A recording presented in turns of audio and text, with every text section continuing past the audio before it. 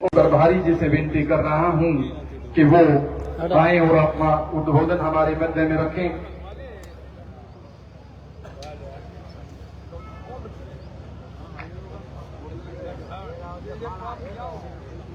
भारत माता की। घने बोलते नहीं बोले भाई।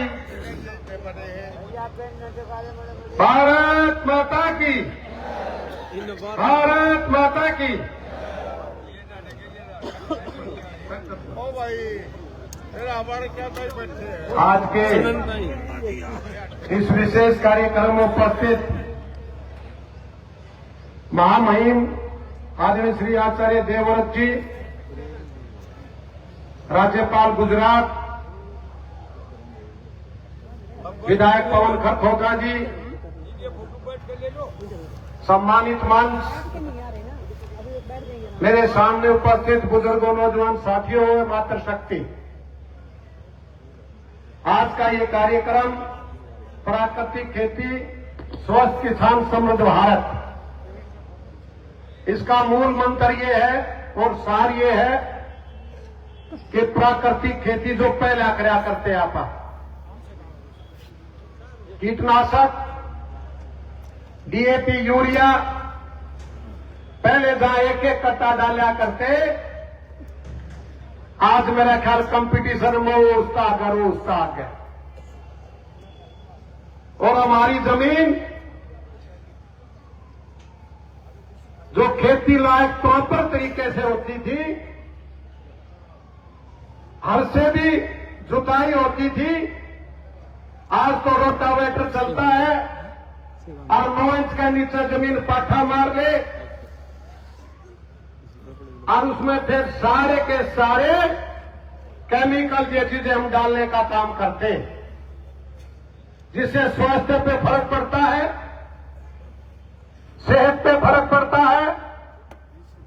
और ये मान के चलिए जो हमारी खान पान सेवा पहले होती थी उसमें दिन रात का अंतर आ गया। मैं ज्यादा कुछ ना कहता हुआ एक बात जरूर कहूंगा और प्रैक्टिकल तौर पे कहूंगा, पिछले 6-7 साल से मैं प्राकृतिक खेती करने का काम करता हूं।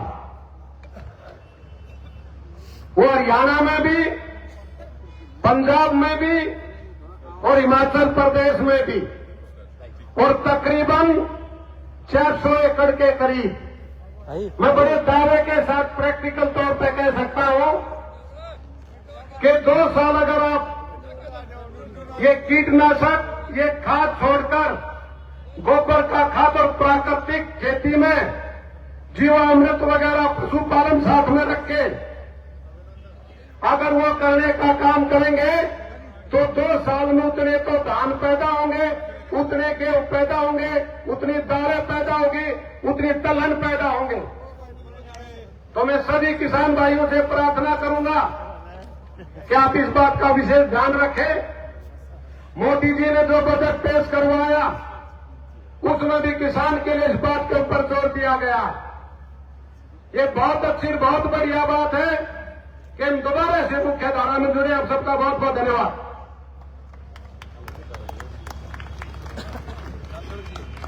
बहुत बहुत धन्यवाद आदरणीय सतीश नांदल जी का। मैं आभार व्यक्त करता हूं, सीमित समय में अपना उद्बोधन रखा। हमारे मध्य में हम सबके प्रेरणा स्रोत आदरणीय मोहनलाल बड़ौदी जी यहां पहुंचे हैं। उनका भी प्राकृतिक खेती समृद्ध किसान में पहुंचने पर हार्दिक अभिनंदन व स्वागत किया जा रहा है। एक बार मैं अध्यक्ष जी से विनती कर रहा हूं, अभिवादन स्वीकार करें। मैं अब कार्यक्रम, चूंकि समय निर्धारित है और महामहिम जी का आगामी कार्यक्रम जो है वो मेरठ उत्तर प्रदेश में है, अब मैं विशेष विनती करूंगा विधायक पवन खरखोदा जी से वो आए और अपना उद्बोधन रखें। मैं वक्तव्य रखने से पहले मैं एक बार सभी से प्रार्थना करना चाहूंगा, क्योंकि ये कार्यक्रम आप लोगों के लिए है। जिसको जहां पे जगह मिले वहीं पे बैठ जाए।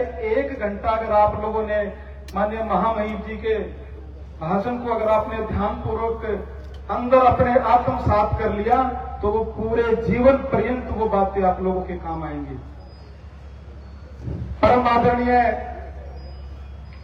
ओजस्वी, तेजस्वी और बहुत ही ऊर्जावान गुजरात और महाराष्ट्र के महामहिम आचार्य देवव्रत जी और हमारे हरियाणा के ओजस्वी अध्यक्ष माननीय मोहनलाल बड़ोली जी, हमारे महामंत्री तरुण देवीदास जी, हमारे जिले के प्रभारी आदरणीय सतीश नांदल जी, हमारे महामंत्री नीरज ठरू जी, हमारे जुलाना से पूर्व प्रत्याशी भाई कैप्टन योगेश बैरागी जी, हमारे एडीसी साहब लक्षित जी, एसपी कुशलपाल जी, राकेश कोट साहब, हमारे जिले के अध्यक्ष भाई अशोक भारद्वाज जी, संदीप सेरी जी, विनोद दैया जी और भाई सारे सम्मानित हैं, हमारे एक दूसरे से परिचित हैं।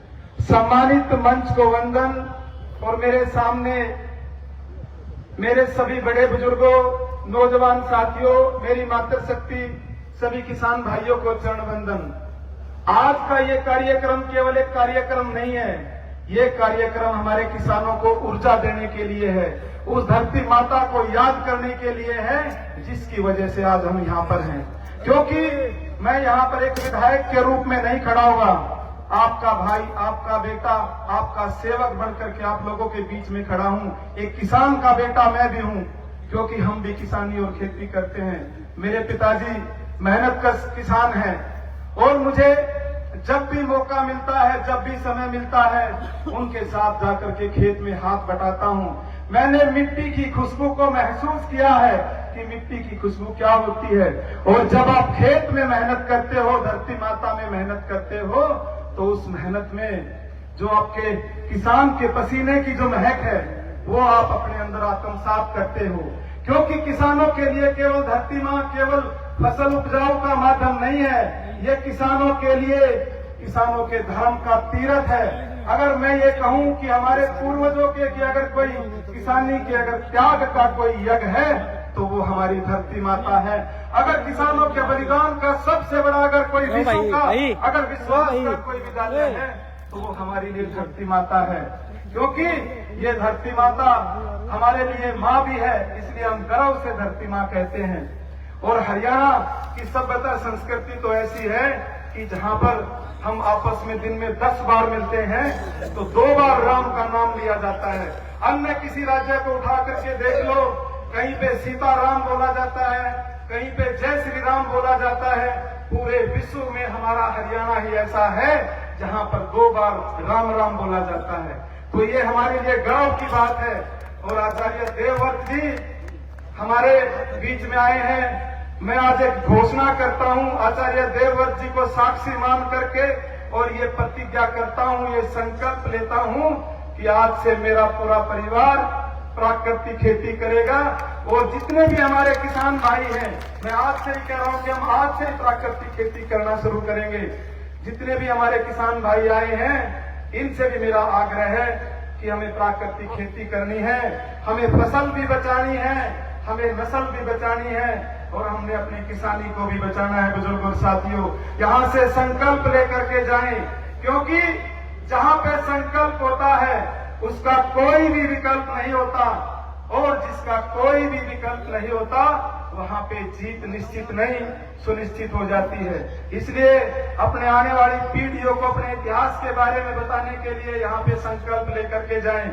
मैं अपने वक्तव्य को खत्म करूंगा, क्योंकि काफी समय से आप बैठे हो यहाँ पर, आप महामहिम राज्यपाल माननीय आचार्य देवव्रत जी को सुनने के लिए आए हो। और इस कार्यक्रम में मुख्य रूप से हमारे अमित भाई जरोट से, उनके नेतृत्व में हमारे भाई अशोक भाई, काफी साथियों ने आज माननीय प्रदेश अध्यक्ष जी के नेतृत्व में इसके कार्यक्रम के बाद वो ज्वाइनिंग भी रहेगी। और जिन साथियों ने इसमें, क्योंकि राजनीति में या किसी भी कार्यक्रम में अपनी ताकत दिखानी है तो रैली से बड़ा कोई माध्यम नहीं होता। और ये आपके आशीर्वाद से आपके भाई, आपके बेटे का 24वां राजनीतिक या सामाजिक कार्यक्रम है। आप लोगों ने हर समय मेरा साथ दिया है, तो मैं जितने भी हमारे साथी भाई हैं, चाहे शक्ति भाई हैं, चाहे हमारे बड़े थाने से सरपंच आशीष जी हैं, डॉक्टर संदीप जी हैं, सुशील जी, सबको मैं बारंबार आप सबका हृदय से धन्यवाद करता हूं। जय श्री राम। भारत माता की, भारत माता की, गौ माता की। धन्यवाद। धन्यवाद। आदरणीय विधायक पवन खरखोदा जी मुझसे पूर्व में कह रहे थे भाई शक्ति ठेकेदार जी, जिन्होंने दिन रात एक करके हमारा सहयोग करके इस कार्यक्रम को सफल बनवाया है, उसके लिए मैं आपका आभार व्यक्त करता हूं। साथ में भाई पोंदा पवन ठेकेदार जी का भी मैं आभार व्यक्त करता हूं। हमारे मध्य में भारतीय जनता पार्टी के जिला अध्यक्ष भाई अशोक भारद्वाज जी यहाँ पहुंचे हैं, उनका भी मैं आभार व्यक्त करता हूं। अब समय लंबा न लेते हुए मैं विशेष विनती व आग्रह करूंगा कि आपके हृदय में भी किसानों के प्रति हमेशा पीड़ा बनी रहती है। आदरणीय मोहनलाल बड़ोली जी वो आए और हमारा मार्गदर्शन करें।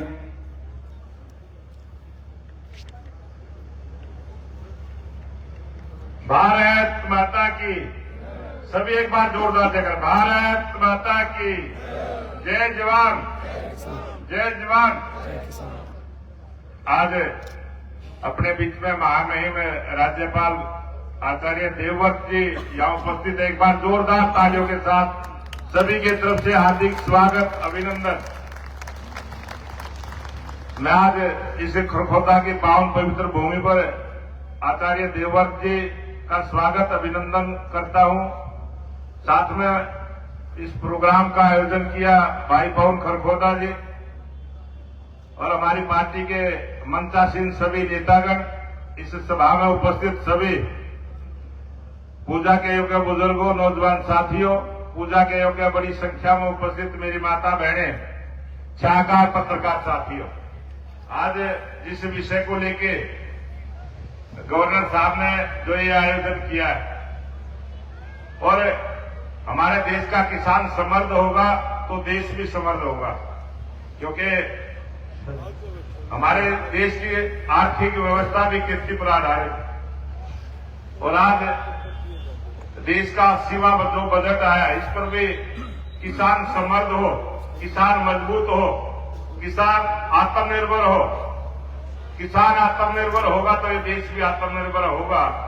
इस भाव को लेकर भी देश के प्रधानमंत्री नरेंद्र मोदी जी की सरकार ने जो आज बजट प्रस्तुत किया है और हरियाणा के लोकप्रिय मुख्यमंत्री नायब सिंह सैनी जी अभी बजट प्रस्तुत करेंगे, लेकिन उससे पहले ही उन्होंने 24 फसलें एमएसपी पर खरीदने की गारंटी किसान को दी। सबसे ज्यादा भाव हरियाणा के किसान को दिया, गन्ने का भी भाव सबसे ज्यादा दिया। हर मामले में आज किसान समृद्ध हो, किसान मजबूत हो, जहां सरकार का प्रयास हुआ है वहां आज मेरे देश का, मेरे प्रदेश का किसान भी बहुत जागरूक हुआ है और बहुत सारे किसान भाइयों ने जो प्राकृतिक खेती को अपनाने का काम किया है, मैं इस मौके पर उन सबको भी बहुत बहुत बधाई और शुभकामनाएं देता हूं।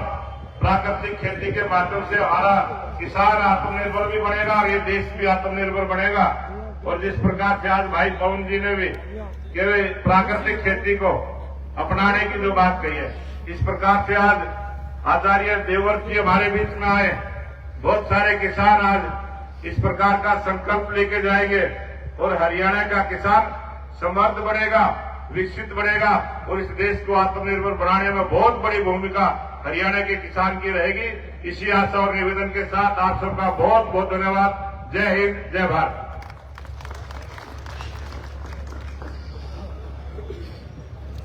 धन्यवाद प्रदेश अध्यक्ष जी, सीमित समय में ही हमारा मार्गदर्शन किया। अब मैं इस कार्यक्रम में महामहिम जी की अनुमति के साथ कुछ मान सम्मान का कार्यक्रम है, 5 ही मिनट में वो समाप्त हो जाएगा। मैं आपसे अनुमति चाहता हूं कि सबसे पहले मैं विधायक जी से विनती कर रहा हूं कि आज हमारे मध्य में पहुंचे महामहिम आचार्य देवव्रत जी का ही पूरी इस खरखोदा क्षेत्र की जनता की ओर से एक स्मृति चिन्ह उनको भेंट किया जाएगा। तो मैं विधायक जी से और माननीय प्रदेश अध्यक्ष जी से विनती कर रहा हूं, राम के आदर्श, राम की प्रेरणा, एक स्मृति चिन्ह उनको भेंट किया जाए। एक बार जोरदार तालियों के साथ आप भी सब अपनी उपस्थिति दर्ज कराएं। इसके साथ साथ में अब प्रदेश अध्यक्ष मोहनलाल बड़ोली जी का भी यहाँ मान व सम्मान किया जाएगा। एक वहां पे पीछे रखा है, जल्दी जल्दी ये ना टाइम जाइए लेट कर। अब मैं विनती करूंगा वहां से जल्दी आ जाएंगे, थोड़ा 2 ही मिनट में इसका समापन कर दें। राजू नंबरदार जी गांव रोहना से लगभग 300 व्यक्तियों के साथ यहाँ पहुंचे। प्राकृतिक खेती आपकी वीडियो देख के ही उन्होंने की है। उनके साथ उनकी धर्मपत्नी जी भी यहाँ पहुंच रही है, उसको एक बार खोल देंगे जी। राजू नंबरदार जी गांव रोहना। उसके बाद मैं विनती करूंगा राजू नंबरदार जी के उपरांत आजाद प्रधान जी विधायक जी के पिताजी, एक बार यहीं से खोल दो जी, यहीं से आसान हो जाएगा। 2 ही मिनट में इसका समापन हो जाएगा।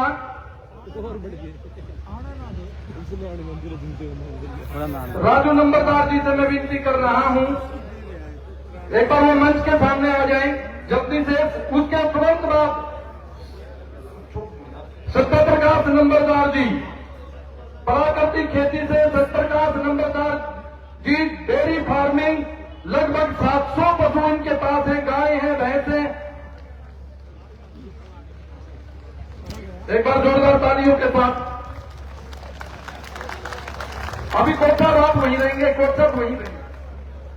मैं विनती करूंगा सत्यप्रकाश नंबरदार जी से वो मंच के सामने आ जाएं। एक बार आप जल्दी से थोड़ा राजू नंबरदार जी गांव रोहना, उनकी धर्मपत्नी भी उनके साथ कंधे से कंधा मिलाकर चल रही है। इसके उपरांत मैं आजाद जी प्रधान जी से विनती कर रहा हूं, आजाद बोरिया जी विधायक के पिताजी हैं, वो भी मंच के सामने आ जाएं। एक ये पट्टिका भी, केसरिया पट्टिका भी साथ ही साथ में रहेगी। सत्यप्रकाश नंबरदार जी, जिनकी 700 गाय भैंस है और दूसरी मंजिल पे भी बांधते हैं हमेशा, और प्रताप सिंह नंबरदार जी के सपुत्र हैं, जिनके परिवार में आचार्य जी बहुत बार आप आए हैं, आपका आशीर्वाद हमेशा मिलता रहा है। इसके उपरांत विधि दैया आचार्य जी, ये मेरी भतीजी है, भारतीय टीम की कप्तान है नेटबॉल की। विधि दैया जल्दी आ जाए बेटे दौड़ के। आचार्य प्रदीप जी गुरुकुल, स्वामी श्रद्धानंद गुरुकुल बरोड़ा, स्वामी श्रद्धानंद गुरुकुल बरोड़ा से आचार्य प्रदीप जी से मैं विनती कर रहा हूं कि मंच के सामने आ जाए। हमारे इस कार्यक्रम के मुख्य सहयोगी जिन्होंने दिन रात पुरुषार्थ किया, भाई शक्ति ठेकेदार गोपालपुर, वो एक रथ, एक हल भेंट करना चाह रहे हैं। मैं उनसे विनती कर रहा हूं कि वो भी मंच के सामने आ जाए और गौओं के वर्धन के लिए हमेशा पुरुषार्थ रहने वाले भाई विक्रम जी से भी मैं विनती कर रहा हूं, वो भी एक बार मंच के सामने आ जाए, जिन्होंने गिर नस्ल की आचार्य जी का गुरुकुल चल रहा है जी बरोना गांव में, स्वामी श्रद्धानंद गुरुकुल। अब मैं विनती करूंगा जी शक्ति ठेकेदार, दिन रात एक करके जी बहुत बड़ा सहयोग रहा है इस कार्यक्रम में भाई का, वो एक हल भेंट कर रहे हैं। हमारे मध्य में भारतीय हरियाणा कुश्ती संघ के जनरल सेक्रेटरी आदरणीय भाई राकेश कोच साहब, जिन्होंने अपने निजी तौर पे बहुत अधिक इस कार्यक्रम में मदद की है। मैं राकेश कोच साहब से विनती कर रहा हूं, एक बार आप भी मंच के सामने आ जाएं। इसके बाद मैं विनती करूंगा श्री विजय सरोवा, किसान है भाई विजय सरोवा, जल्दी आ जाए मेरे भाई। इसके उपरांत भाई जिन्होंने बसों का भी सहयोग किया, हमेशा हमारे लिए साथ बने रहते हैं, भाई उत्सव दैया जी। मैं उत्सव दैया जी से विनती कर रहा हूं, आपने भी एक पूरे भारत को दर्शाया है। उत्सव दैया एक बार भाई मंच के सामने आ जाए। विनोद जी,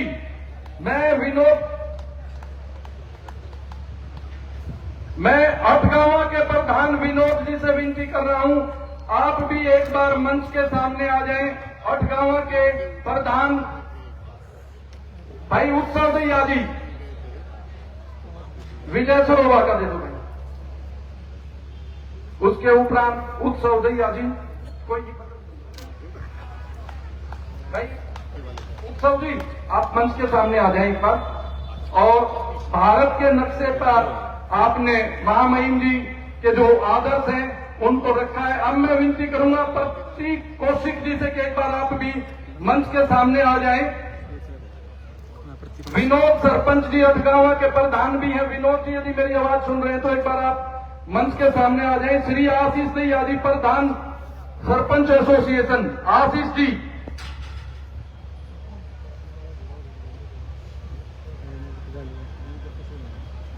आशीष जी, हमारे प्रतीक कौशिक जी और बॉम्बे से चलकर आए हुए हैं हमारे मध्य में ब्रह्मचारी नरेंद्र जी, यदि मेरी आवाज सुन रहे तो एक बार वो भी मंच के सामने आ जाएं।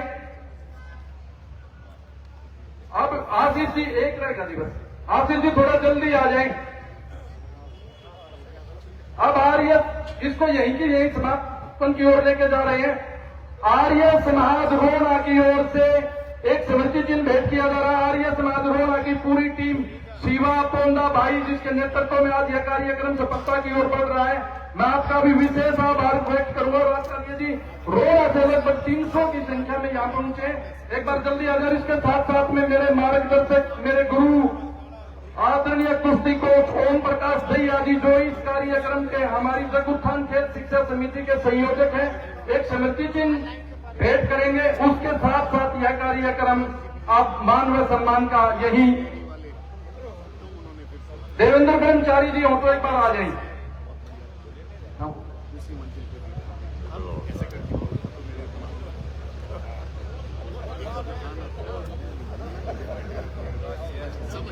ये मेरा बात भेज दो जी।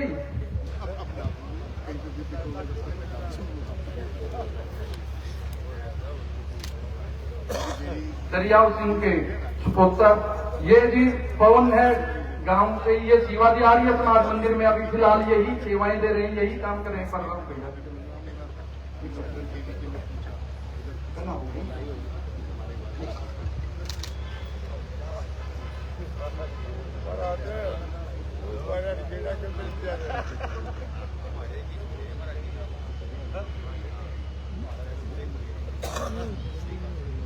गुरु द्रोणाचार्य आदरणीय कुश्ती कोच ओम प्रकाश दैया जी अंतिम मान व सम्मान। उसके साथ में मेरे बड़े भाई विजेंद्र पहलवान MTNL,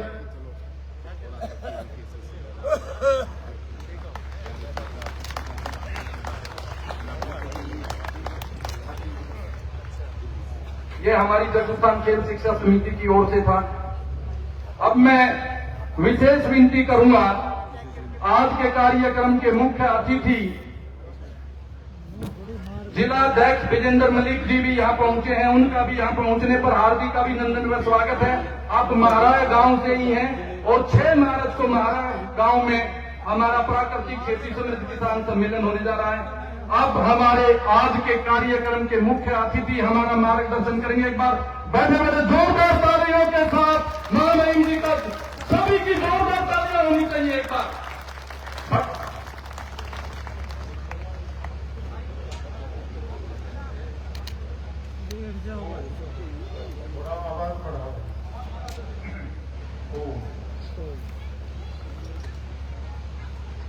हमारे बीच में उपस्थित हरियाणा प्रदेश भाजपा के अध्यक्ष आदरणीय श्री मोहनलाल बड़ोली जी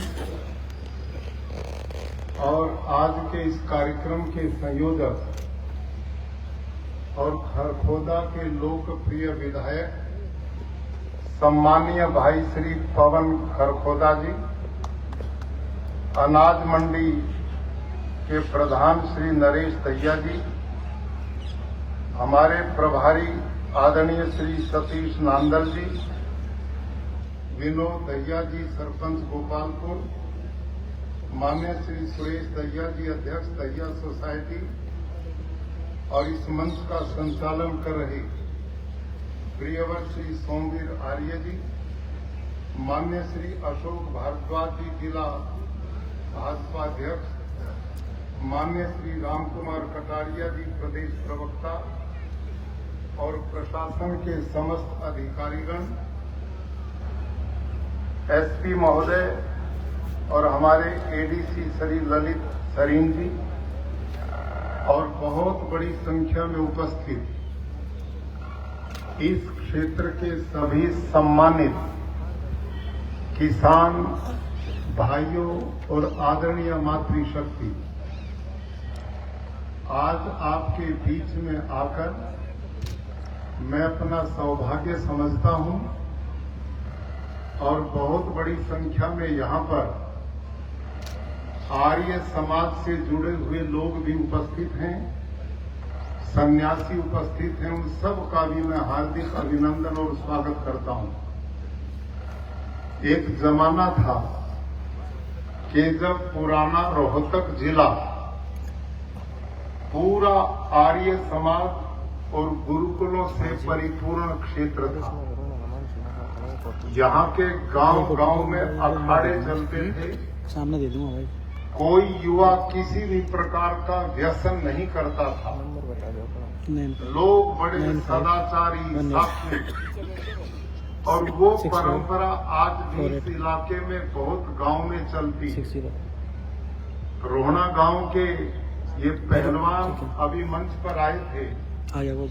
इस गांव में अनेक बार जाने का मुझे अवसर मिला।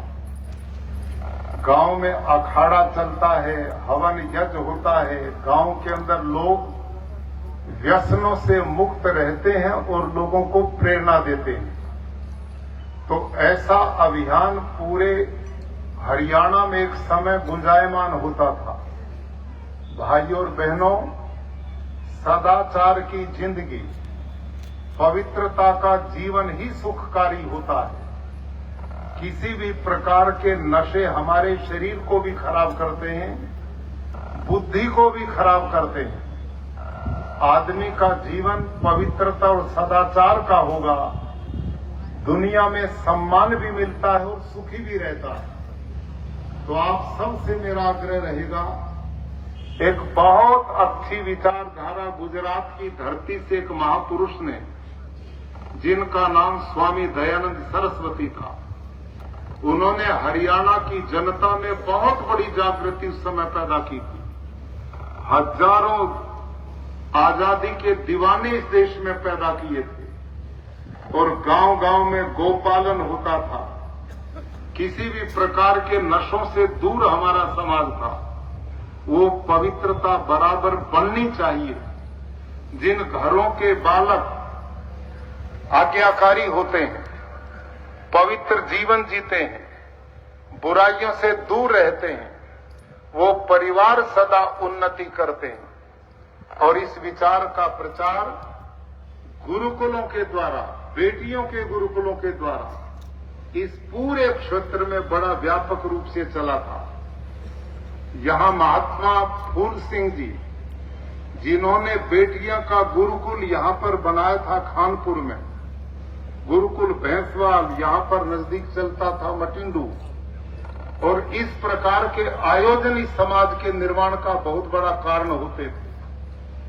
आज मैं विशेष रूप से माननीय पवन भाई खरखोदा और उनके पूरी टीम के साथी, जिनका नाम सबका लेना असंभव रहेगा, इन सब ने मिलकर आज इस आयोजन को किया। अब मैं भाषण नहीं दूंगा आपके बीच में, आपसे बातचीत मैं करने आया हूं और बातचीत करूंगा। आपको इसका बहुत बड़ा लाभ होगा। पहला प्रश्न मेरा ये है, आप में जो खेती बाड़ी करते वो भाई हाथ खड़ा करें। किसान, धन्यवाद। हमारी बहनें वीर भाई बहुत बड़ी संख्या में किसान हो। मैं खुद गुरुकुल कुरुक्षेत्र को पिछले 40 साल से चलाता हूं। वहां गुरुकुल में 200 एकड़ भूमि है, जो आर्य प्रतिनिधि सभा हरियाणा के सौजन्य से चलता है। भाइयों और बहनों, पिछले 9 साल से मैं वहां एक बूंद भी यूरिया, डीएपी, जंतुनाशक दवाई नहीं डालता।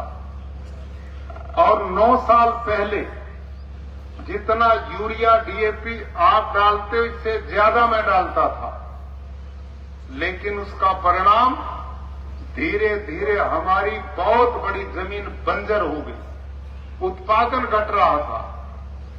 और एक दिन एक घटना मेरे साथ घटी। धान के खेत में एक मजदूर किसान दवाई का मैं उसे स्प्रे करा रहा था। दोपहरी में बेचारा स्प्रे करते करते उसके दिमाग में चढ़ गई, वहीं गिर गया, बेहोश हो गया। उसको उठा के लाए, अस्पताल में ले गए। 3 दिन में मुश्किल से जान बची। तो मेरे दिमाग में एक बात आई, इस खेत कर्मचारी ने बेचारे ना दवाई पी ना खाई, केवल इसके सूंघने मात्र से बेहोश हो गया। तो मेरे पास गुरुकुल में 1,500 बच्चे पढ़ते 19 प्रांतों के। इन बालकों को मैं यही धान का चावल खिलाता हूं, यही खेत की सब्जी खिलाता हूं, इतना जहर डलवाता हूं। ये जहर वाला आहार ये बच्चे खाएंगे तो मेरे देश का भविष्य बर्बाद होगा। और उस दिन मैंने संकल्प लिया, आज के बाद में जहर वाली खेती नहीं करूंगा। ये पहली घटना थी भाई और बहनों। तो उसके बाद मैं कृषि विभाग के लोगों पे गया और मैंने पूछा, भाई मैं ये रासायनिक खेती नहीं करना चाहता, इसका विकल्प बताओ। उन्होंने कहा जी जैविक खेती इसका रास्ता है। अब ये जो जैविक खेती है हम सबकी जुबान पर चढ़ी हुई है, जैविक खेती, ऑर्गेनिक फार्मिंग, जैविक खेती। लेकिन जिस खेती का मैं प्रचार देश में करता हूं वो जैविक खेती नहीं है, ये ऑर्गेनिक फार्मिंग नहीं है। तो मैंने जैविक खेती की ट्रेनिंग ली। अपने खेत में जो कर्मचारी 20-22 काम करते उनको ट्रेनिंग दिलाई। वो खड्डे बनाए, उनमें हमने गोबर की खाद डाली, उसमें केचुआ गेंडोया लाया जाता हो, भारत का नहीं विदेश का है। वो केचुआ जो जैविक खेती में प्रयोग होता भाइयों, वो मिट्टी नहीं खाता, वो केवल गोबर खाता है। और वो टेम्परेचर बढ़ जाता, गर्मी तो मर जाता, और बहुत सर्दी हो तो भी मर जाता है। 1.5-2 महीना गोबर को खाता है, फिर उसको छानते हैं, वो ऊपर आ जाता, वो नीचे जो खाद निकला उसने वर्मी कंपोस्ट बोलते हैं। ये सारा काम मैंने शुरू किया 5 एकड़ में। पहले साल मैंने जैविक खेती की, कुछ नहीं मिला, कीट पतंग खा गए। दूसरे साल फिर की तो उसमें 50% मिला। तीसरी बार करी तो उसमें 80% मिला। तो मेरे दिमाग में एक बात आई, भाई इस गुरुकुल में तेरे पास तो 200 किले जमीन है, जिस बेचारे किसान पे है ही 2-3 किले धरती, और वही जैविक खेती को करेगा तो भूखा मरेगा। 3 साल हो गए मैं करते, कुछ नहीं मिला। तो मैं दोबारा उस कृषि वैज्ञानिक के पास में गया जिनका नाम डॉक्टर हरिओम जी था। वो कुरुक्षेत्र के कृषि विज्ञान केंद्र के मुखिया थे। मैंने कहा डॉक्टर साहब ये आप वाली खेती, जैविक खेती 3 साल हो गए करते, मिला तो कुछ भी नहीं। तो वो हंस कर कहने लगे, इसी का नाम जैविक खेती है, इसी का नाम ऑर्गेनिक फार्मिंग है। और या और समझनी हो जैविक खेती तो उन्होंने मेरे को 2 छोटी छोटी किताब दी। और वो किन्होंने लिखी थी? एक एग्रीकल्चर यूनिवर्सिटी हिसार के कृषि वैज्ञानिक ने, और एक थी लुधियाना के कृषि वैज्ञानिक ने। उसमें लिखा था कि भाई ये जैविक खेती क्या है। इस देश में लोगों का पेट भरने में 2 अनाज काम आते हैं सबसे ज्यादा, एक गेहूं और एक चावल। बोलो हाँ या ना बोलो भाई, बीच में न्यू है ना? सारी समझ में आओगी बात, उठियो मती वे। ऐसी बात बैठा के जाना मन में जो हम कदे नहीं बोलोगे, और कतई बोर नहीं होने देता मैं। अब बात मेरे साथ जुड़े रही हो, मेरी मां बहनों से भी मेरा निवेदन है। इस देश के लोगों का पेट भरने में 2 अनाज सबसे ज्यादा काम आते हैं, गेहूं और चावल। और इन दोनों फसलों को यदि पूरी पैदावार लेनी है हर एकड़ में, प्रति एकड़ में गेहूं और चावल की, तो 60 किलो नाइट्रोजन चाहिए 1 किले में। अब 60 किलो नाइट्रोजन पूरा करना है किले में, तो बाजार में जाओ, रासायनिक खेती जो करते हैं यूरिया का कट्टा खरीदो, 1-1, 2-2 महीने के अंतर से खेत में छिड़क दो, 60 किलो पूरा कर दो, पैदावार भी पूरी, नाइट्रोजन भी पूरा। ये तो है रासायनिक खेती, कोई दिक्कत नहीं आएगी। पर जैविक खेती में 60 किलो नाइट्रोजन पूरा करना हो तो कैसे करोगे? अब सुनो ध्यान से, 1 टन यानी के 10 क्विंटल गोबर की खाद में 2 किलो नाइट्रोजन है। कितना है? बोलो भाई, कमजोर विद्यार्थी हो, बोलो मेरी गेल, बोलोगे तो समझ में आओगी बात। 10 क्विंटल गोबर में कितनी नाइट्रोजन है? और हमने कितनी चाहिए? 60 किलो। तो इसका मतलब 1 किले में 300 क्विंटल गोबर की खाद गेरोगे तो 60 किलो नाइट्रोजन पूरा होगा। अब थारे तो मैं यूं पूछूं, आज धरती पे इतना पशुधन बचा है कि जो 1 किले में 300 क्विंटल गोबर की खाद डाल सके? नहीं बचा। दूसरी बात, कोई हिम्मत करके डाल भी दे तो भाई 1 किले में 300 क्विंटल गोबर के लिए कितना पशुधन चाहिए? कम से कम 40-50। अब 50 1 किला, पशु 50, वो कुणबे न पालेगा, नागरा न पालेगा। इसका नाम है जैविक खेती। समझ में आ गए?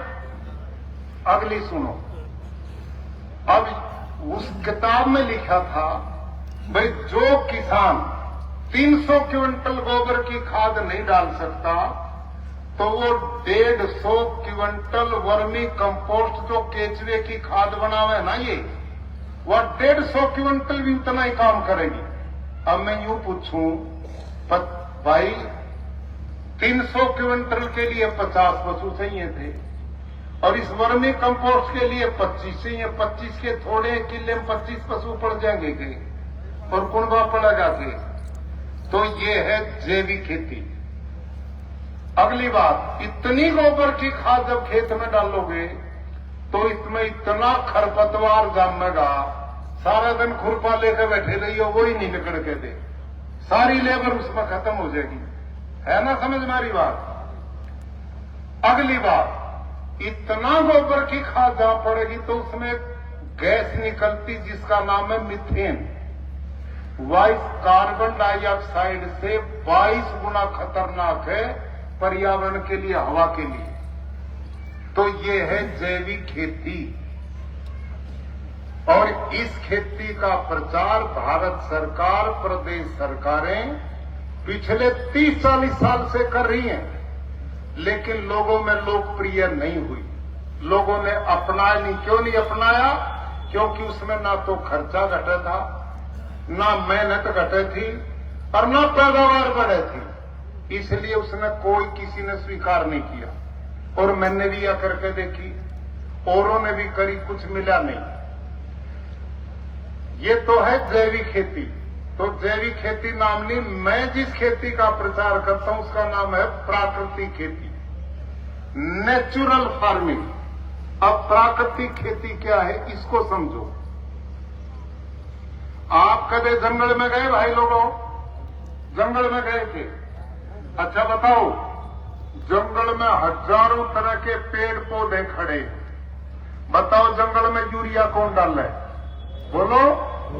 डीएपी कौन डालने जाता है? जंतुनाशक कौन डालता है? गोबर की खाद कौन डाल रहे है? पानी कौन देने जा? कोई नहीं डालता। और जंगल के पेड़ सारे हरे भरे। जंगल का पेड़ टाइम आने पर फलों से लद जाता है और जंगल के किसी पेड़ के एक पत्ते को तोड़कर प्रयोगशाला में ले जाओ और उसको चेक करो, एक भी पोषक तत्व की कमी नहीं मिलेगी। उसमें phosphor, zinc, potash, magnesium, iron, copper, जो साइंटिस्ट कहते हैं यू कहां था आवेगा? बताओ जंगल में कहां था आया भाई लोगों?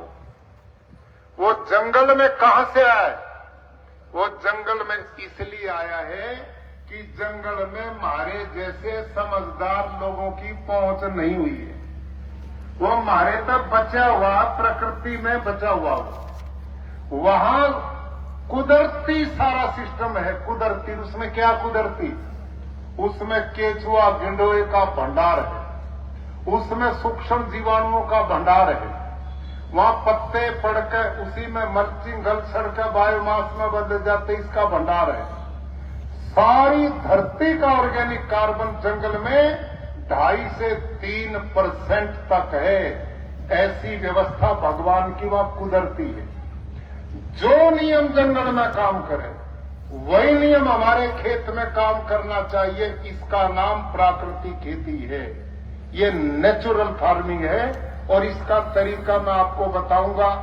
भाई समझोगे तो बताऊंगा, बैठोगे तो भाजोगे, सुनोगे? अच्छा, अब मैं सुनाऊंगा। उससे पहले अब रासायनिक खेती की बात कर लेता हूं। इस समय तुम जितने बैठे हो तो 5-7 लोगों ने छोड़ के बाकी सारे रासायनिक खेती करते हो। मैं भी यही करता था। अब इस रासायनिक खेती का दुष्परिणाम सुनो क्या हुआ है। भाइयों और मेरी माता और बहनों, जब यह हरित क्रांति शुरू हुई ना 1960 के दशक में, उस समय इसकी जरूरत थी देश में। देश भूखा मर रहा था, विदेश से गेहूं मंगाओ थे। यह क्रांति शुरू करी, अच्छी बात थी, कोई बुराई नहीं। पर एक लाख कारण हरित क्रांति से लोगों का पेट नहीं भरा। ध्यान से सुनो मेरी बात। अंग्रेज का राज खत्म हुआ था। उसने ना तो नहर बनाई, न उसने सड़कें बनाई, न उसने बिजली का प्रबंध किया, न उस समय ट्रैक्टर मशीनरी थे।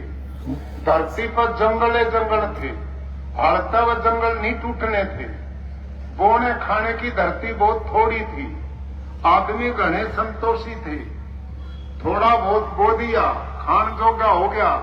डंगर दुनिया भर के थे, जंगल में चले थे, दूध घी खावे थे और कति नीम तले चादर तान के सो जाते। यूं प्रोग्राम चला था उस टाइम, समझ में आई ना? फिर यह दुनिया बढ़ गई, अनाज की जमीन तोड़ने के लिए ट्रैक्टर आ गए, मशीनरी आ गई, देश आजाद हो गया, सड़कें बनी, बिजली आई, नहरें बिछी और बहुत एरिया हमारा खेती का बढ़ा। ये कारण भी उत्पादन का कारण हुआ। और साथ में जो रासायनिक खेती है ना, अब मैं बात शुरू करता हूं। जब ये यूरिया डीएपी शुरू करा, डॉक्टर स्वामीनाथन एक कृषि वैज्ञानिक थे, एक डॉक्टर मैंने थे जो अमेरिका पढ़ के आए थे। उसने क्या लिखा है शुरू में कि भाई रासायनिक खेती करो लेकिन अपनी परंपरागत खेती मत छोड़िए। उन्होंने लिखा है वहां पर, यदि तुम अकेले यूरिया डीएपी पे चल पड़े तो बर्बाद होवोगे। और यदि आप अपनी परंपरागत गोबर की खाद, गोमूत्र ये खेत में डालते रहे अवशेष और फसल बदल बदल कर बोते रहे तो लंबा चलोगे। लेकिन हम आलसी हो गए, ना कृषि विभाग ने चिंता की, छोड़ गए कतई। एक जमाना था, मेरी मां बहन बैठी हैं, डांगरा का लेंडा होता था। एक छोरी तो घर में गोबर बटोरन से ही हुआ करे थे। ये इकट्ठे करते थे, गोबर धन बोलते थे। आज घर में डांगरा अपना ही गोबर खेत में नहीं डालते। ये मॉडर्न आ गए। क्यों? सब यूरिया डीएपी पर जुट पड़े। और इसका परिणाम क्या हुआ? अब बोलना आपने मेरे पीछे। आज से 40 बरस पहले की बात करता हूं, केवल 40 बरस पहले। 40 बरस पहले कोई कैंसर ने जानता था भाई लोगों? कोई हार्ट अटैक ने जाना था?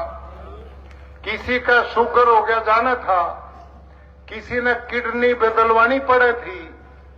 किसी ने गोड्डे बदलवाए थे के? अरे सब के बदल हुए, काम कुछ नहीं गोड्या का।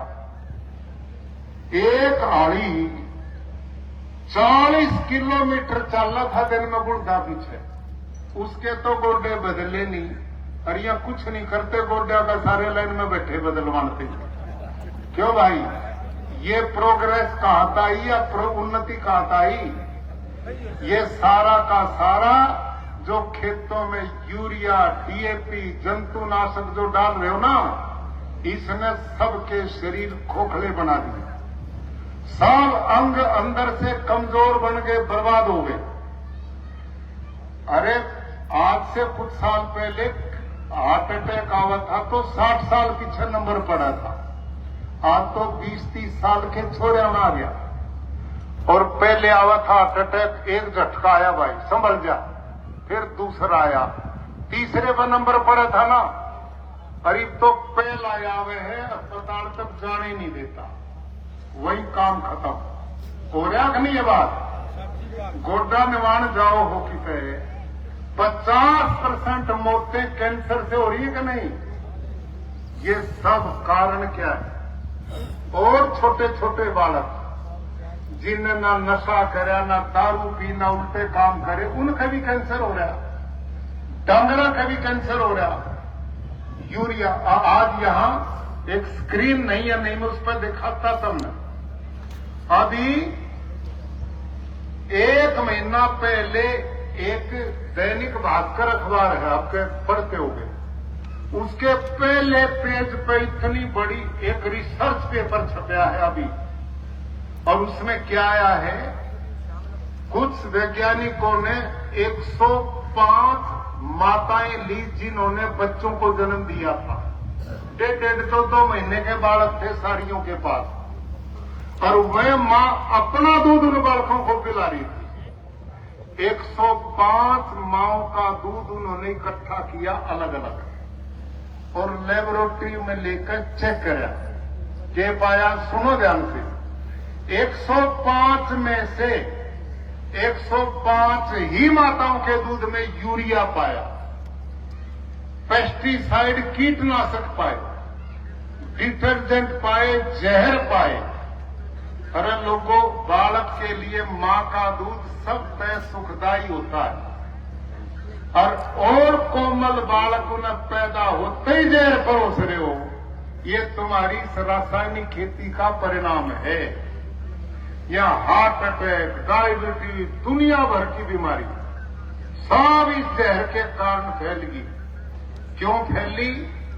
कि डॉक्टर स्वामीनाथन ने जब हरित क्रांति शुरू करी ना किसान भाइयों, उन्होंने 1 हेक्टेयर में 13 किलो नाइट्रोजन डालने का विधान किया था। 13 किलो, बोलो कितना? 13 किलो। और तुम कितना डालो? 13 कट्टे।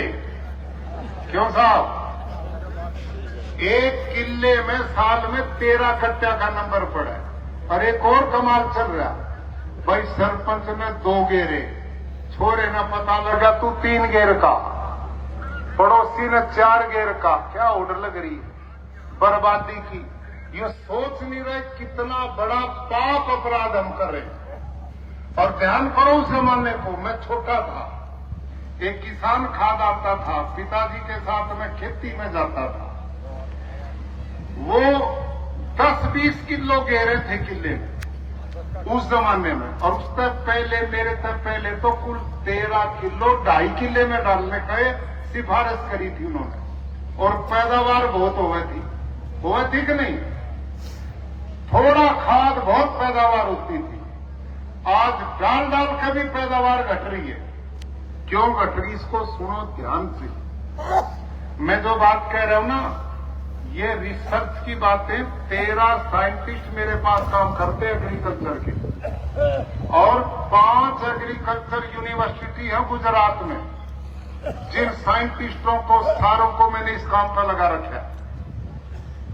और उनकी रिसर्च रिपोर्ट आई है कि इस समय भारत की धरती बंजर होगी नहीं, हो चुकी है।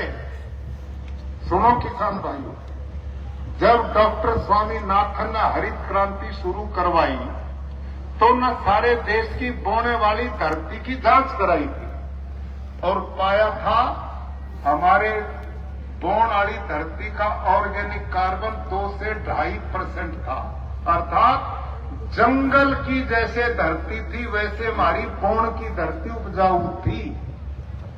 आज हमारी सारे देश की धरती का ऑर्गेनिक कार्बन आईसीआर की रिपोर्ट है 0.2, 0.3, 0.45 से नीचे आ गई। और कृषि वैज्ञानिक कहे जिस धरती का ऑर्गेनिक कार्बन 0.5 से तले है ना नीचे, वो बंजर होगी नहीं, हो चुकी है। इसी का कारण है कि जिस धरती में 2.5 किले में 13 किलो यूरिया पड़ा था पैदावार बढ़ाओ थी, आज किले में 13 कट्टे पड़ के भी पैदावार नहीं बढ़ रही। क्यों नहीं बढ़ रही? क्योंकि धरती का ऑर्गेनिक कार्बन खत्म हो गया, धरती बंजर हो गई। तुम जबरदस्ती कर रहे हो धरती के, क्यों कर रहे हो? जो करे गाड़ी में बोझ तो घना ला दे दो और बुलद कमजोर जोड़ दो और उन बुलदा में चलाओ, मैं थोड़ी दूर चल लेंगे फिर खींच नहीं पाओगे, खड़े हो जाएंगे। फिर आप उन पर डंडे मारोगे, फिर चल लेंगे, फिर रुक जाएंगे।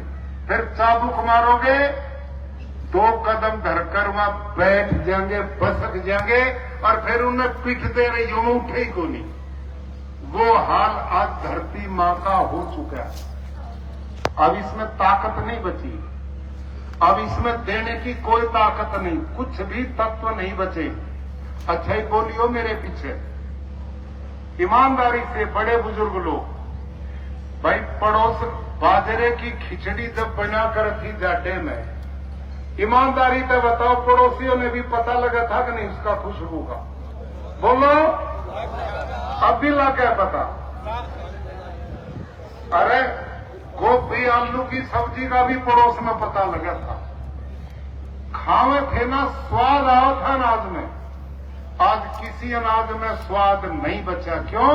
क्योंकि धरती में ही नहीं कुछ बचा। वह दे कहां से जब उसमें नहीं बचा? छोड़े ही कुछ नहीं हमने। अब अगली बात, जिस प्राकृतिक खेती की बात मैं आज करने आया हूं वो क्या है? अब हमारी धरती होगी बंजर, इसमें बचा नहीं कुछ। अब यह दोबारा उपजाऊ बनानी है, वो तरीका मैं बताता हूं, वो है प्राकृतिक खेती करने का। और वो तरीका है अब एक ही कि धरती में ज्यादा से ज्यादा गंडोए पैदा करो, ज्यादा से ज्यादा सूक्ष्म जीवाणु पैदा करो, ज्यादा से ज्यादा मित्र कीट पैदा करो। इन पौधों का भोजन बनाने का काम करता है केचुआ गिंडोया। इनका भोजन बनाने का काम करता सूक्ष्म जीवाणु। जितने ज्यादा होंगे काम होगा। अच्छा बताओ, गंडोया बचा थारे खेत में? गिजाई बची है, तीज देखी है, मित्र कीट सारे मार दिए। अब मारी गेल पता क्यों करोगी? सुन लो ध्यान से भाई, थारे सबके घर में रसोई है, हमारे घर में माओ माता बहनों तुम भी सुनो, थारे घर में रसोई है ना सब में। अच्छा तुम न्यू बताओ मेरी माँ, थारे घर में रसोई में आटा भी है, चावल भी है, घी तेल भी है, मीठा भी है, साग सब्जी भी है, सारी चीज रोटी बनाने की है। पर तुम वहां जाकर रोटी ना बनाओ तो बनका अपने आप बाहर आ जाएंगी के? बोलो, हम भी बोलो भाई लोगों। और सामान तो सारा रोटी बनाने का, पर बनाने वाला ना हो तो रोटी बन जाएंगी क्या अपने आप? अब पति दिमाग को मेरे साथ जोड़ो ध्यान से। ये जो धरती माँ है ना, या इन पौधों का रसोई घर है, और इन पौधों का जो खेत की फसल है उसका भोजन धरती में पता क्या? Phosphor, zinc, potash, magnesium, iron, copper, सब कुछ धरती में है। पर वो सामान जड़वत है, गांठ बनाकर पड़ा है। अपने आप पौधे का भोजन वो नहीं बनता। कैसे नहीं बनता? जैसे रसोई में भोजन बनाने की आटा, दाल, चावल सब कुछ है, पर अपने आप नहीं बनता। वैसे ही पौधे का भोजन बनाने का काम कौन करता है? केचुआ, सूक्ष्म जीवाणु, मित्र कीड़े। कैसे? जैसे माँ बहन बेटी रसोई में जाकर रोटी बनाती है, पौधों की रोटी बनाने का काम ये केचुआ मित्र कीट सूक्ष्म जीवाणु करते हैं। आगे समझ में बात। और तुमने ये मार दिए तो रोटी कौन बनाओगा भाई? रसोई का बनाने वाला कुक ही, रसोईया ही मार दोगे तो रोटी कहां के पलोर खाओगे? आज ये काम हो चुका है। धरती है भगवान की बनाई, मेरी आपकी नहीं। भगवान पूर्ण, उसकी रचना भी पूर्ण। हमने गड़बड़ कर दी। हमने जो मित्र थे, जो खेती में भोजन पौधों का बनाने वाले थे, वो ही मार दी। आप सबसे पूछूं, कोई केचुआ बचा तो नहीं थारे खेत में, लेकिन कोई बच रहा होगा ना, नीचे समाधि लियो ना, पकड़ के लाओ। और ये जो मेज है ना, इस पे लाकर रखो, और इस मेज पे उस केचुए के ऊपर, गड्ढे के ऊपर यूरिया गिरो, जीवेगा तो मरेगा। और उसके ऊपर गाय का गोबर गिरो तो वो बचेगा और परिवार बढ़ाएगा। तो हमने जो धरती के ऑर्गेनिक कार्बन को बढ़ाते थे, धरती की गुणवत्ता को बढ़ाते थे, धरती को जवान रखते थे, उपजाऊ बनाते थे, वो सारे मित्र कीट मार दिए। और वो मारने का काम किसने करा? यूरिया ने, डीएपी ने, कीटनाशक दवाइयों ने। ऐसी ऐसी कीटनाशक डालो हो तुम, सांप भी मर जाए, मरा है कि नहीं? बता, केचुआ में सूक्ष्म जीवाणु तो आंखते भी नहीं दिखते, वो कैसे बचेंगे? भाइयों, मेरी जो धरती ना गुरुकुल कुरुक्षेत्र में 100 किले, उसमें तो धरती हम लोगों पर ठेके पे देते थे, भाड़े पे। लोगों ने यूरिया डीएपी डाल के बंजर बना दी। 3 साल 4 साल पहले छोड़कर चले गए। हम नहीं करते थे खेती में। क्यों भाई, क्या हो गया? कि इसमें पैदा ही कुछ नहीं होता। और मैं कहा, जब दी थी जब तो बहुत पैदावार हुई थी। उनने इतना यूरिया डीएपी डाल दिया कि मेरे खेत में एक केचुआ नहीं बचा, एक सूक्ष्म जीवाणु नहीं बचा। अब यूरिया डीएपी तय कृत्रिम कितने दिन कर पाओगे? नहीं हो पाएगी। यूएनओ की एक रिपोर्ट आई अभी, उन्होंने कहा जिस तरह की खेती भारत में लोग कर रहे हैं ना, ये अगले 30-40 साल करते रहे तो सारे देश की धरती ऐसी हो जाएगी जैसे घर का फर्श, एक दिन का भी नहीं पैदा होगा। यदि बचना है तो इसका तरीका प्राकृतिक खेती है। जैविक खेती में उत्पादन नहीं बढ़ता, मेहनत कम नहीं होती, लेकिन प्राकृतिक खेती क्या है? ये केवल देसी गाय पर आधारित खेती है। ये जो देसी गाय है ना, देसी गौ माता, जो तुमने सारी छोड़ दी सड़कों पे, घर में एक राखी नहीं। मैंने भी नहीं पता था ये इतना गुणकारी जानवर है।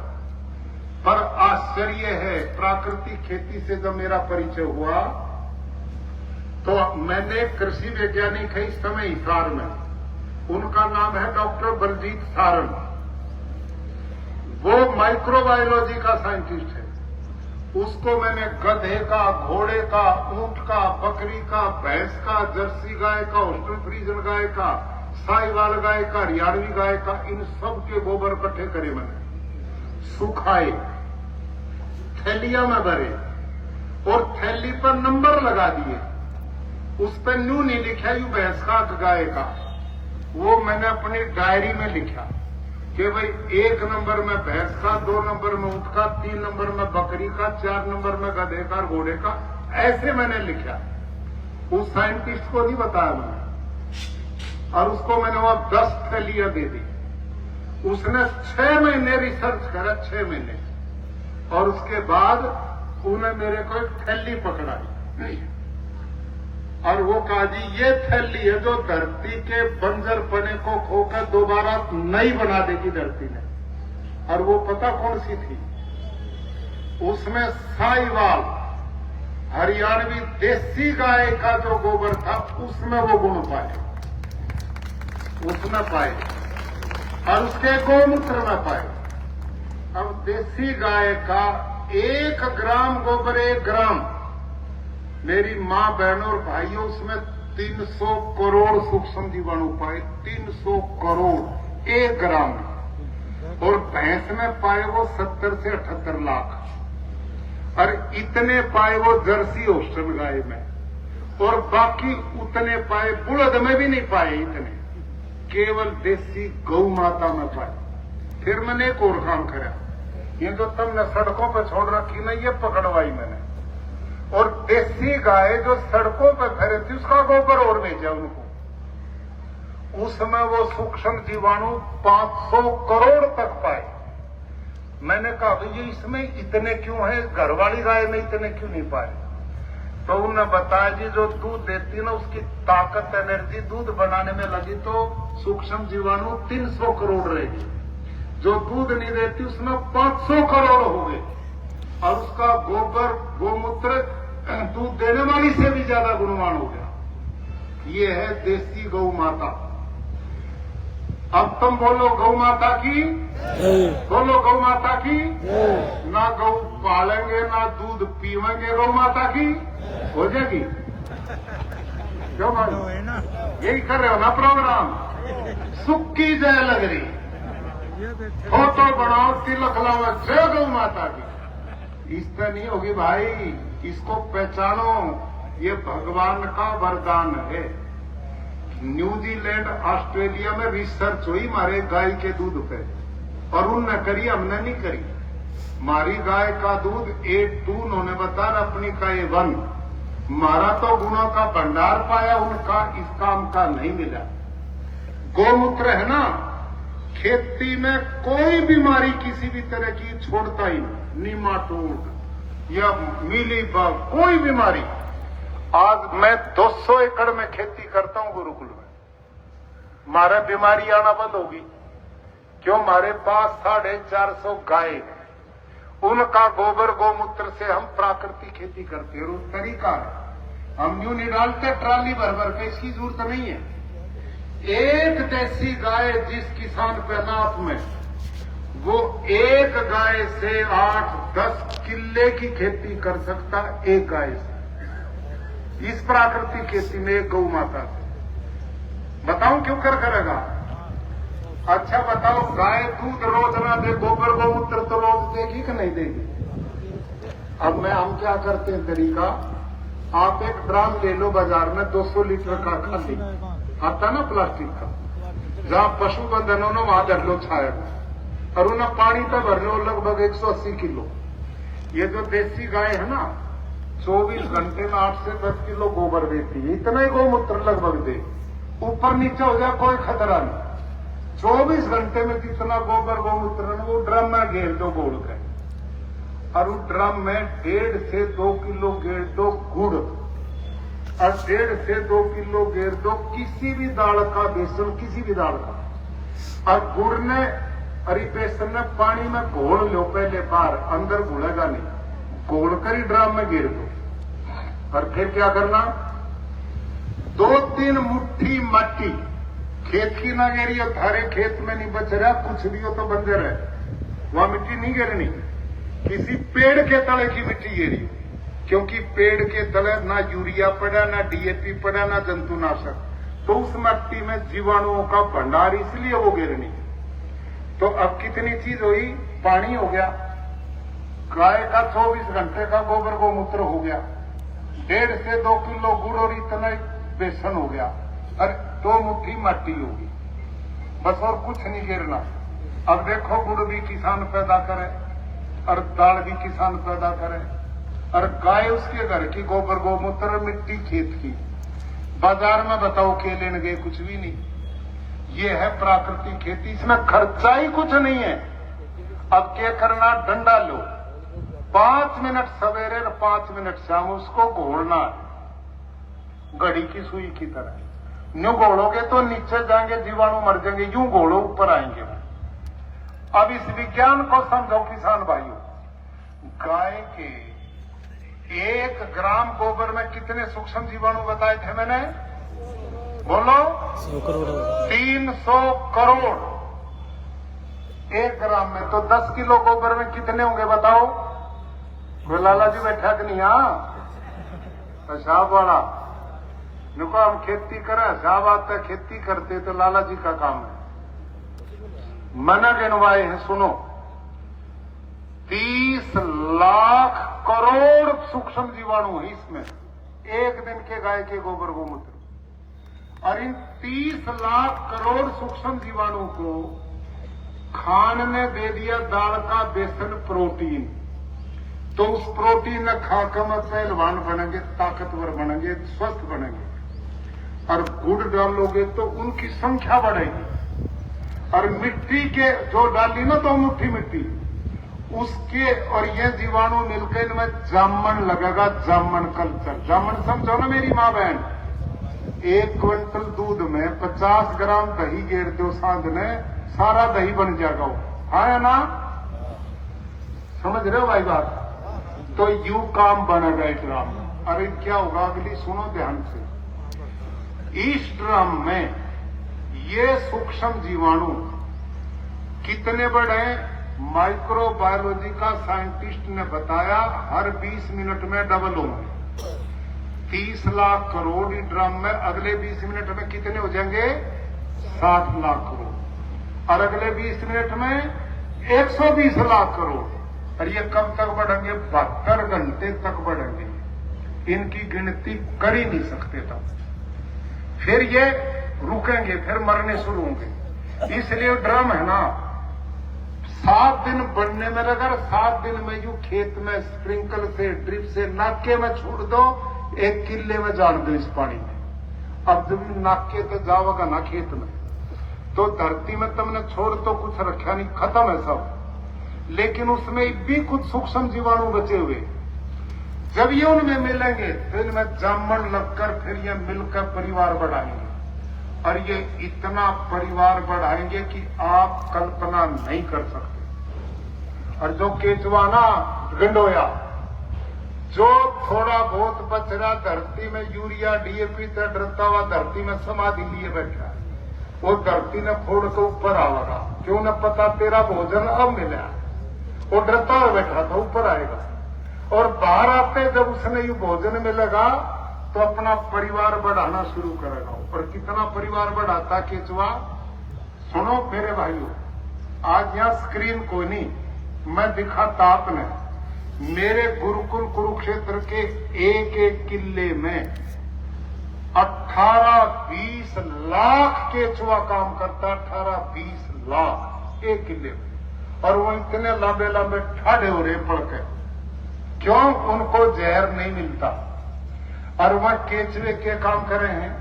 देखो धरती में यूं जामर यूं आवे, यूं जामर यूं 10 फुट। और धरती में जब लीप जाते ना छेद करते हुए, तो अपने पसीने से उस छेद ने लीपते हुए जाओ, बंद नहीं होता।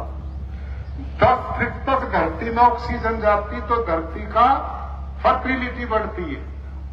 और धरती के नीचे की मिट्टी को जब खा के पेट में से निकाल के पौधे की जड़ न दे, तो हमारे खेत की धरती से उसके पेट से निकली मिट्टी में 6 गुना नाइट्रोजन ज्यादा है।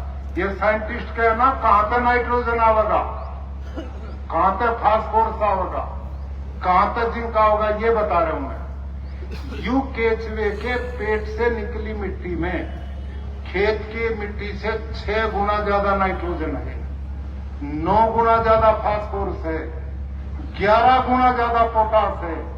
और यू केचुआ बुढ़ा होकर जब मरे ना किसान भाइयों, ये 17 तरह के पोषक तत्व धरती के पूरे करता है, जो दुनिया के किसी खाद में नहीं है। और एक केचुआ जिंदगी में 40 से 50 हजार अंडे देता, बच्चे पैदा करता है। ये है भगवान की फैक्ट्री। ये दिए थे मनरेगा के बिना पैसे के मजदूर, तुमने ये सारे मार दिए। अब जब केचुआ ही नहीं छोड़ा, तो जो सूक्ष्म जीवाणु गौ माता के पेट से निकले ना, जो ड्रम हमने बनाया, उसका नाम है जीवामृत, जीवाणुओं का भंडार। अब वो सूक्ष्म जीवाणु तो आंख से भी नहीं दिखते, लेकिन वो सूक्ष्म जीवाणु पता क्या करते हैं? ये जो आकाश है ना जहां बैठे, इसमें 78.5% नाइट्रोजन है, यूरिया आकाश में। और वह गौ माता के जीवाणु आकाश से उसको खींचते हैं नाइट्रोजन को, और उसका भोजन बना के पौधे की जड़ को देते हैं, ये नाइट्रोजन यूं पूरा होगा। अच्छा न्यू बताओ, ये जब बिजली कड़के ना आकाश में बादलों में, एक में बिजली कड़कने से मेरी मां बहनों सुनो भाइयों, हजारों टन यूरिया आकाश में बनता है और बारिश होते हो धरती पे पड़ता पौधों में। आपने देखा ना, सूखे पड़े खेत मई जून में कोई जान नहीं बची, एक बारिश होती 3 दिन में रंग बदलता कि नहीं धरती का। बोलो पौधे बदल जाते हैं कि नहीं? वह क्यों बदले? कि भगवान की बनाई फैक्ट्री का यूरिया आ गया। थारी वाली फैक्ट्री में तो सड़ाद उठे और भगवान वाली फैक्ट्री में प्राणायाम करें लोग। ये अंतर है इस बात का। तो आप सबसे मैं निवेदन करूं, ये विषय बड़ा लंबा है, इसमें हम जीवामृत बनाते, घन जीवामृत, एक टाइम पर कई फसल बोते।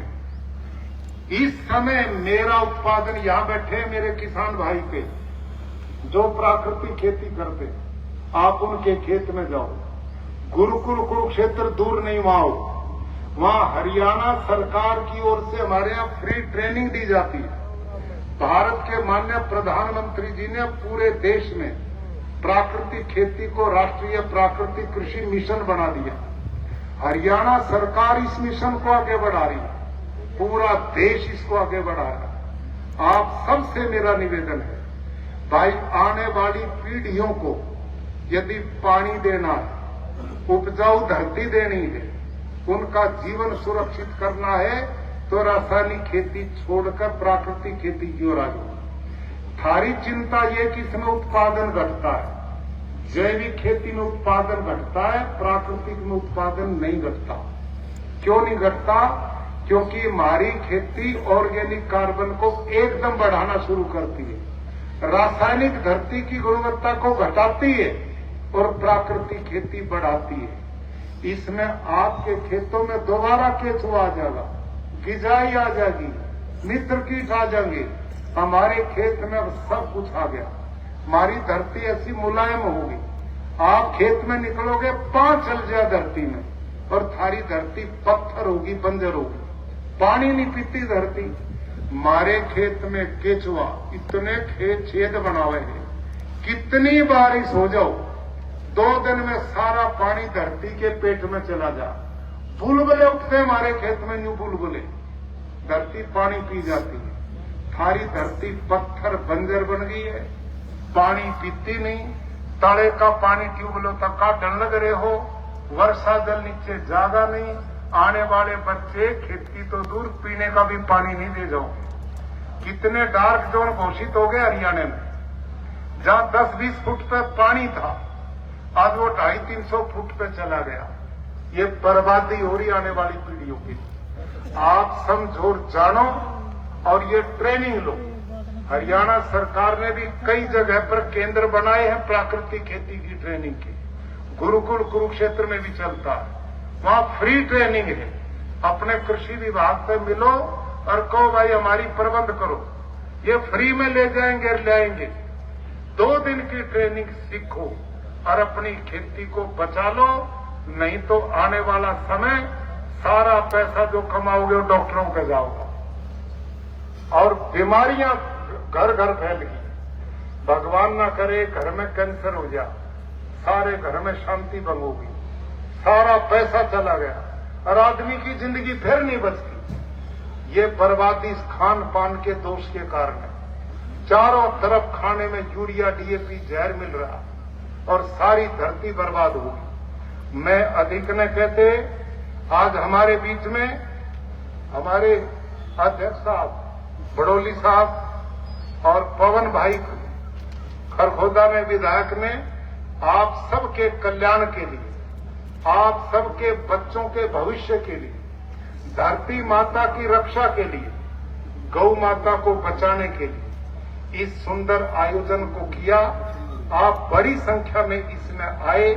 आप सबसे मेरा एक निवेदन है, इस आयोजन पर जितनी मेहनत पवन भाई ने और इनकी पूरी टीम ने की, उनके प्रति सम्मान तभी होगा ईमानदारी से आप एक वचन दो, सारे खेत में मत करो, कम से कम इतने में तो कर लो कि मैं पौधे जो पैदा हो रहे मैं तो सुरक्षित रहे बेचारे, और बीमारी से बच जा, तुम बच जाओ।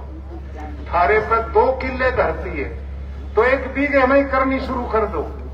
जब हमने समझ ना होगी फिर आगे बढ़ा लियो, पर करो ईमानदारी से। बिना ट्रेनिंग करोगे तो आपको सफलता नहीं मिलेगी। इसमें 5 आयाम है। बीज बढ़िया लो, उसको संस्कारित करने का एक तरीका वो करते हैं। ये जीवामृत मैंने बताया ये डालते हैं, एक घन जीवामृत डालते हैं। एक टाइम पे खूब 3-4 तरह की फसल बो दो। अब मैंने क्या किया, गेहूं के बीच में चना बो रखा। चना नाइट्रोजन देगा, गेहूं फ्री में हो जाएगा। हमने गन्ना लगाया, ईंख जब मैंने उससे पहले गंठे कर लिए, उसमें प्याज हमारी पूरी निकल गई। एक समय कई फसल करो जिससे आपकी इनकम बढ़ेगी, धरती की गुणवत्ता बढ़ेगी। एक लंबा विषय है, सारी कुछ समझ में आई कि नहीं मेरी बात? तो मैंने कुछ दान दक्षिणा दोगे कि यूं पेल लोगे यहाँ पे?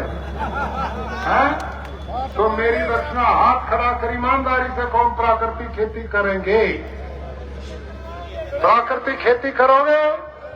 धन्यवाद। भाई पवन खरखोदा को मैं बधाई देता हूं और अपने सोमवीर भाई और इनकी पूरी टीम को बधाई। हमारे नेतागण आए, आप सब आए, आप सबका धन्यवाद, अभिनंदन।